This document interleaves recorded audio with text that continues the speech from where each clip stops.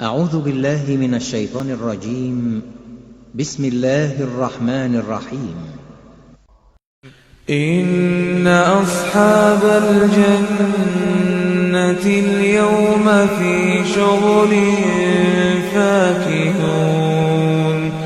فاكهون هم وأزواجهم في ظلال على الأرائك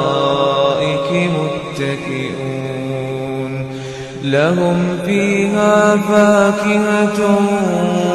ولهم ما يدعون سلام قولا من رب رحيم سلام قولا من رب رحيم وامتازوا اليوم أيها المجرمون ألم أعهد إليكم يا بني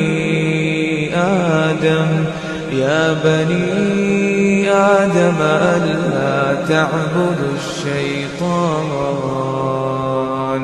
إنه لكم عدو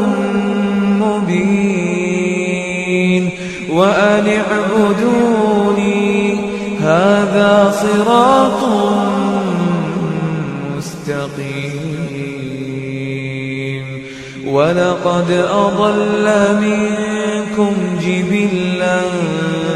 كثيرا أفلم تكونوا تعقلون هذه جهنم التي كنتم توعدون اصلوها اليوم بما كنتم تكفرون اليوم نختم على أفواههم وتكلمنا أيديهم وتشهد أرجلهم بما كانوا يكسبون ولو نشاء لطمسنا على أعينهم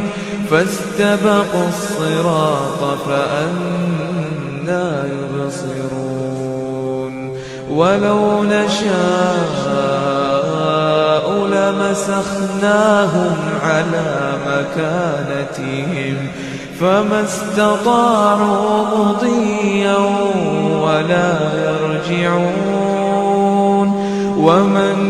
نعمره ننكسه في الخلق أفلا يعقلون وما علمناه الشعر وما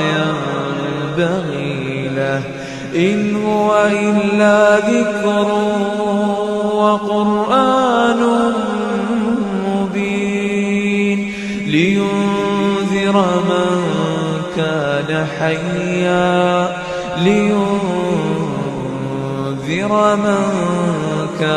حيا ويحق القول على الكافرين.